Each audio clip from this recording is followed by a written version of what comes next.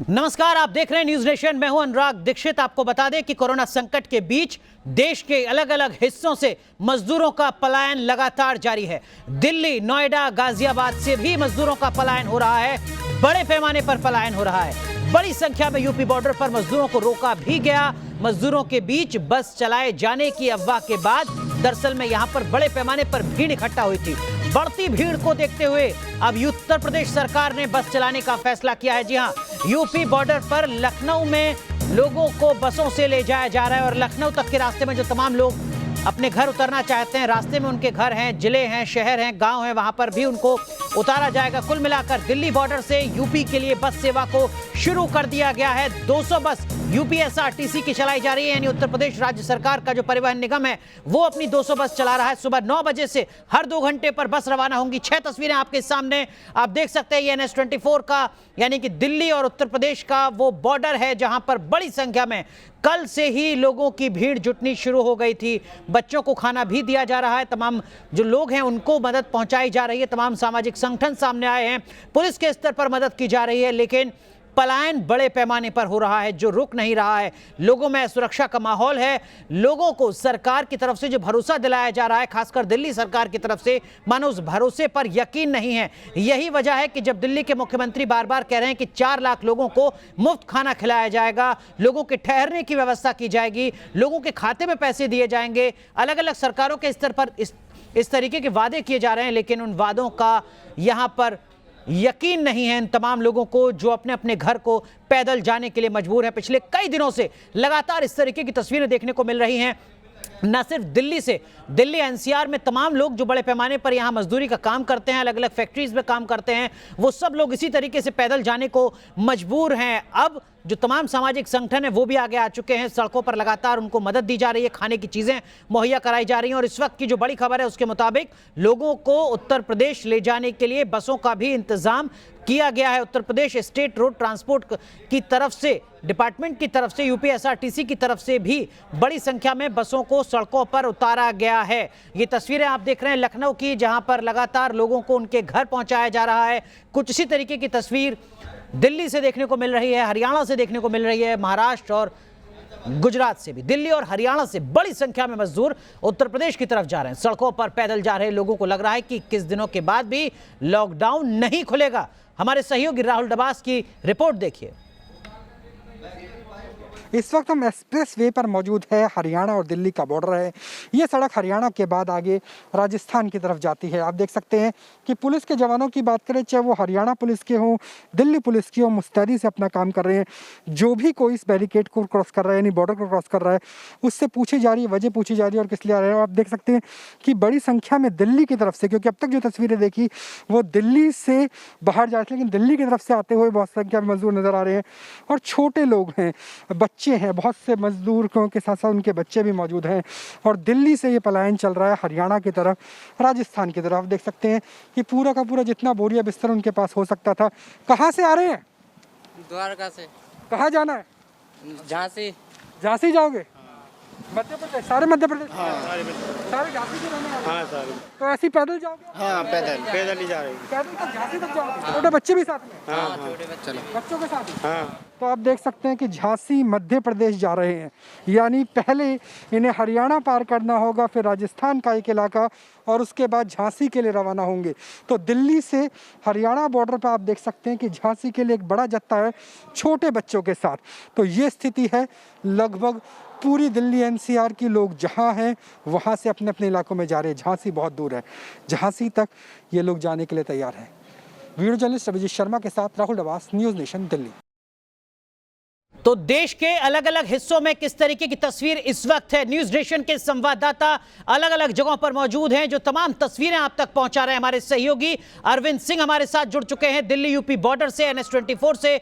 हमारे सहयोगी पूरब पटेल अहमदाबाद से हमारे साथ बने हुए हैं। गुजरात में भी लगातार उसी तरीके की तस्वीर देखने को मिलती रही है। और अनिल यादव हमारे सहयोगी लखनऊ में है। लेकिन सबसे पहले रुक करेंगे अरविंद, किस तरीके की स्थिति इस वक्त है? मैं अभी वहां से ही आया हूं ऑफिस के लिए। अभी भी लोग बड़े पैमाने पर सफर कर रहे हैं, पैदल भी और बस के जरिए भी।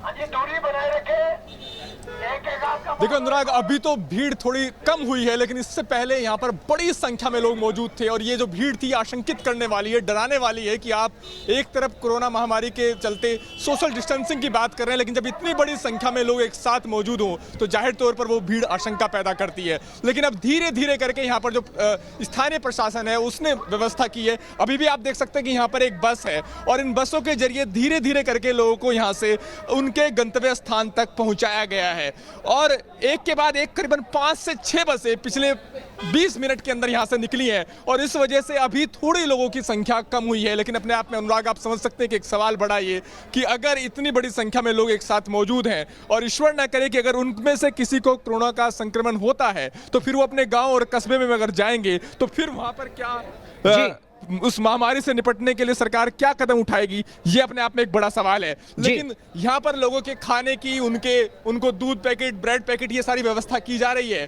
कुछ देर पहले मनीष सिसोदिया यहाँ पर दिल्ली के उप मुख्यमंत्री पहुंचे थे, उनसे मेरी बात हुई और उन्होंने खास तौर पर न्यूज नेशन को बताया कि अभी ये एक मेकशिफ्ट अरेंजमेंट है, सिर्फ अभी ये व्यवस्था की जा रही है कि बसों के जरिए लोगों को उनके गंतव्य स्थान तक पहुंचाया जा रहा है, क्योंकि वो भावनात्मक तौर पर अपने गाँव जाना चाहते हैं। लेकिन बाद में लॉकडाउन का मतलब सिर्फ लॉकडाउन ही रहेगा और अगर आज के बाद भी लोग निकले तो फिर उन्हें रास्ते में ही कहीं रुकना होगा, नाइट शेल्टर में रुकना होगा, फिर उनके घर तक पहुंचने की व्यवस्था नहीं करने जा रही है। लेकिन इस बयान से कहीं और ज्यादा पैनिक वाली स्थिति ना पैदा हो अरविंद, ये भी देखना होगा, लोगों को ये ना लगे कि अगर आज वो बस नहीं पकड़ पाते हैं तो फिर उनको पैदल चलना पड़ेगा और ऐसा ना हो कि आज एक बार फिर सड़कों पर ज्यादा भीड़ देखने को मिल सके। लखनऊ का रुख करते हैं अनिल, बस तो चलाई जा रही है उत्तर प्रदेश राज्य सरकार के द्वारा भी, लेकिन एक सवाल सीधा ये कि जो लोग बस में सफर कर रहे हैं क्या उनको सैनिटाइज किया जा रहा है, क्या उनको जांचा जा रहा है कि उनको बुखार है या नहीं, जो बुनियादी लक्षण होते हैं क्या उसकी कोई जांच की जा रही है? देखिए, इतनी बड़ी संख्या में लोग आ गए हैं सड़कों पर अपने घर पहुंचने के लिए कि ये पॉसिबल नहीं। हम चारबाग बस स्टेशन पर हमने सुबह देखा कि तमाम जो आलाधिकारी हैं लोगों को बिस्किट और पानी दे रहे थे, लेकिन उनके वहां पर थर्मल स्क्रीनिंग की कोई व्यवस्था नहीं थी। कोशिश यही थी कि लोगों को जल्दी से जल्दी भेजा जाए, क्योंकि लोग पैनिक हो रहे थे और हमने देखा कुछ लोग डिप्रेशन का भी शिकार हो गए थे बहुत दूर पैदल चलने की वजह से। तो लोगों को उनके घर भेजने की प्राथमिकता थी, लेकिन जैसा कि अरविंद बता रहे हैं कि अगर खुदा ना करे उसमें से कोई व्यक्ति संक्रमित होकर गांव पहुंच गया या बस में कई लोगों को संक्रमित कर दिया तो बहुत खतरनाक स्थिति होगी। लेकिन हम लखनऊ पुलिस को सैल्यूट करते हैं कि जिस तरह से लखनऊ पुलिस ने रोल प्ले किया है, सड़कों पर वही दिख रही है। लॉकडाउन की तस्वीरें सबसे पहले दिखा देते हैं। हजरतगंज चौराहा है यहाँ पर, अब 24 घंटे यहाँ पर चेकिंग हो रही है आने जाने वालों की कि कोई फर्जी यहाँ पर ना घूमने पाए, बिना वजह ना घूमने पाए। पुलिस लगातार लगी हुई है और चारबाग बस स्टेशन पर हमें जो बसें देखी थी उन बसों को अरेंज कराने में सीईओ हजरतगंज का भी बहुत बड़ा रोल था। उन्होंने सुबह से ही 5 बजे से ही वो आरएम जो कि रीजनल मैनेजर है रोडवेज के, उनके संपर्क में थे। इस वक्त हमारे साथ सीईओ अभय मिश्रा भी मौजूद हैं। सर, हम देख रहे हैं कि जब से ये लॉकडाउन हुआ आप और आपकी टीम लगातार प्रयास कर रही है और आप तो अथक निकले हुए हैं। क्या लग रहा है कि लोग लॉकडाउन समझ रहे हैं? ये तो दिख रहा है कि लेकिन बहुत कम निकल रहे हैं, लेकिन इतनी भीड़ जो बसों में भर गई है और जा रही है सर, इतना जो लोग चले आ रहे हैं, डर लगता है? देखिए, पहली बात तो कि जैसा आप अवगत हैं कि लॉकडाउन किया गया है कि कोरोना जैसी महामारी से लड़ने के लिए, और उसके लिए प्रिकॉशंस है कि लोग आपस में दूरी बनाए रखें। अगर जैसे रात्रि में बसों से लोग आए थे उनको स्टेशन पे जाके दूरी बनवाई गई और दूरी बनवा के और प्रॉपर प्रिकॉशन करा के उनको बसों में वापस भेजा गया। बसों को पहले सैनिटाइज कराया गया ताकि जितना अधिक से अधिक हम इसका प्रिकॉशन करके सेफ्टी रख के और इस महामारी पे विजय प्राप्त कर सकें।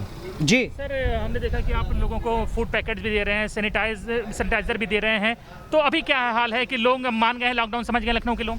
देखिए, जैसा कि आप देखेंगे सड़कों पे वो बहुत कम लोग निकलते हैं अनावश्यक, और जो भी निकल रहे हैं उनके खिलाफ विधिक कार्रवाई की जा रही है जी। पब्लिक का सपोर्ट मिल रहा है, पब्लिक घरों के अंदर ही है और आवश्यक सामग्री जो है एसेंशियल कम्युनिटी उसी को लेने के लिए निकल रही है, अन्यथा वो घरों में ही रह रहे हैं। इसके अलावा भी पुलिस लगातार भ्रमणशील होकर सबको लॉकडाउन का महत्व समझा रही है ताकि हम जो ये वैश्विक महामारी है उसको किसी मतलब समग्र रूप से प्रयास करके रोक सकें। देखिए, इस तरह के अनसंग हीरोज हैं जो निकले हुए सड़कों पर। खतरा सबसे ज़्यादा इन्हीं को है क्योंकि ये लोगों को संपर्क में, उनको फूड पैकेट दे रहे हैं, पानी की बोतलें दे रहे हैं, उनको उनके घर भेजने का प्रयास कर रहे हैं जी। तो खतरा इन्हीं को है, लेकिन उसके बावजूद ड्यूटी है तो निभाना रहा है। हमारी पुलिस बहुत अच्छा रोल प्ले कर रही है यूपी में। अगर हम बिल्कुल, बात करें बहुत अच्छी बात है अनिल, आप भी अपना ध्यान रखिए। लगातार जो तमाम रिपोर्टर्स हैं वो ग्राउंड जीरो से रिपोर्ट कर रहे हैं, बता रहे हैं किस तरीके की तस्वीरें। लाल सिंह फौजदार भी हमारे सहयोगी जयपुर से जुड़ चुके हैं, लेकिन पहले रुक करेंगे अहमदाबाद का। पूरब पटेल हमारे साथ बने हुए हैं। पूरब, कल आपने एक तस्वीर साझा की थी मीडिया में जिसमें एक शख्स अपनी पत्नी को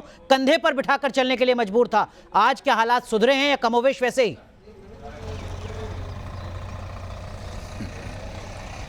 अनुराग, हालात धीरे धीरे सुधर रहे हैं।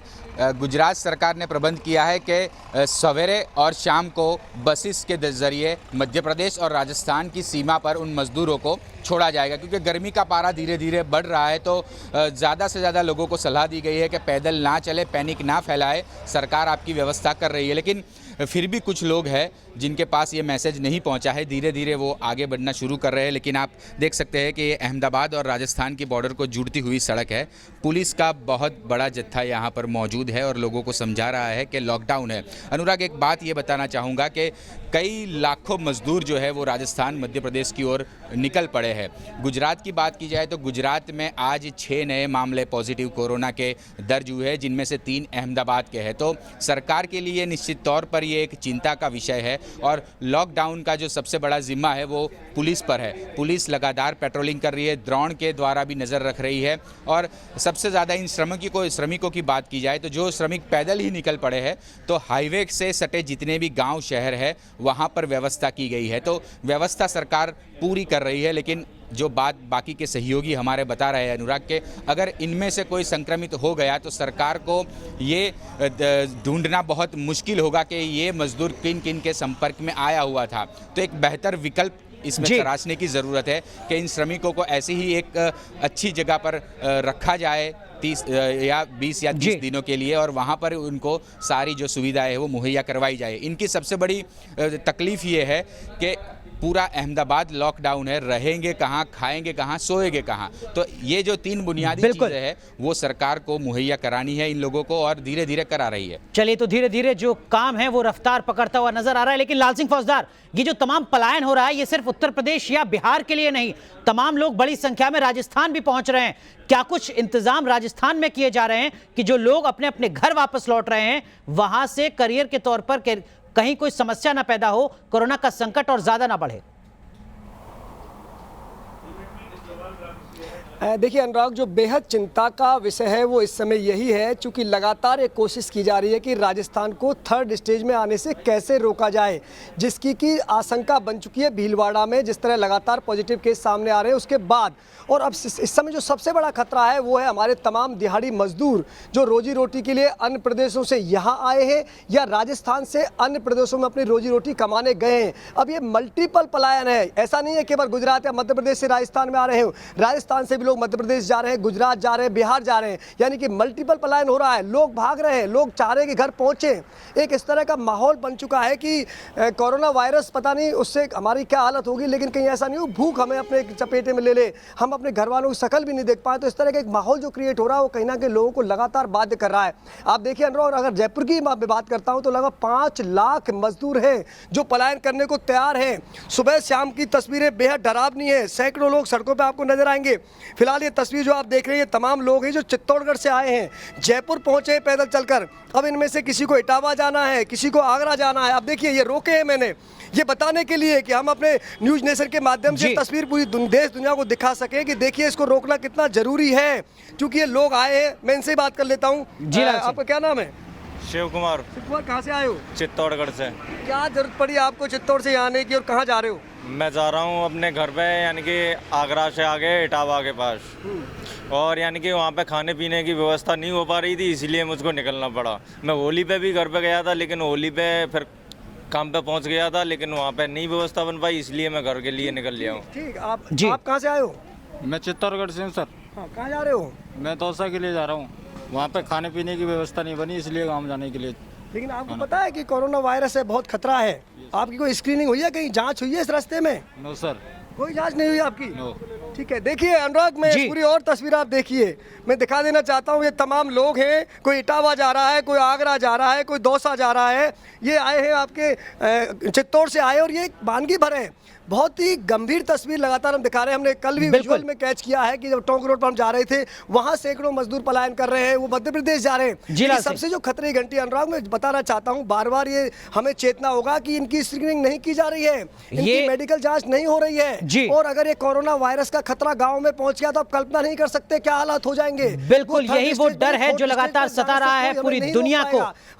बिल्कुल यही एक बड़ा डर है जिसकी ओर आप इशारा कर रहे हैं लाल सिंह फौजदार। आप सबका जुड़ने के लिए बहुत बहुत शुक्रिया। आगे भी आपसे तमाम अपडेट लेते रहेंगे। लेकिन आपने सुना हमारे सहयोगियों को, देश के अलग अलग हिस्सों से जो तस्वीर वो दिखा रहे हैं, दरअसल में वो कई बड़े सवाल खड़े करती है। और वो सवाल क्या है, वो सवाल हम आपको दिखाते हैं। लॉकडाउन के वक्त पलायन के बारे में क्यों नहीं सोचा गया? अकेले दिल्ली में जो आंकड़ा न्यूज नेशन आपको दिखा रहा है, 50 लाख से ज्यादा मजदूर हैं। अगर दिल्ली में लॉकडाउन होगा तो उन 50 लाख मजदूरों का क्या होगा, इसके बारे में क्यों नहीं सोचा गया? क्या मजदूरों का पलायन केजरीवाल सरकार के दावों की पोल खोल रहा है? जो तमाम दावे यहां पर किए जा रहे हैं उनकी पोल यहां पर नहीं खोल रही है क्या? दिल्ली में ज्यादातर मजदूर यूपी और बिहार के हैं। आप सोचिए जरा कि दिल्ली से शख्स पैदल बिहार जाने के लिए मजबूर है। आखिर क्यों इस तरीके की स्थिति आन पड़ी? मजदूरों ने पलायन शुरू किया तो सिर्फ दिल्ली नहीं, बाकी राज्य सरकारों ने भी उन्हें रोकने के लिए क्या किया? फिर चाहे बात राजस्थान की हो, मध्य प्रदेश की हो, गुजरात की हो, महाराष्ट्र की हो, या और तमाम राज्यों की जहां से पलायन देखने को मिल रहा है। और जिन मजदूरों को अब घर भेजा जा रहा है बस के जरिए, क्या उनकी स्क्रीनिंग की जा रही है? जो मजदूर अपने अपने घर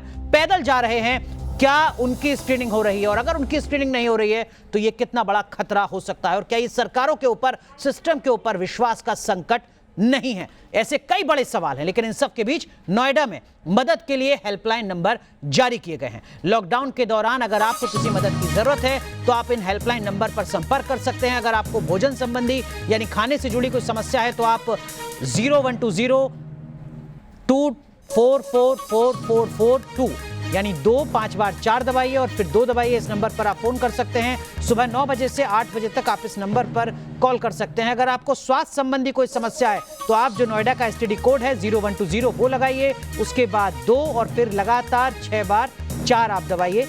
उसके जरिए आप यहां पर संपर्क कर सकते हैं। तो हमारी कोशिश है लगातार कि सरकारों के स्तर पर जो कदम उठाए जा रहे हैं वो भी आपको बताएं, जागरूकता के लिहाज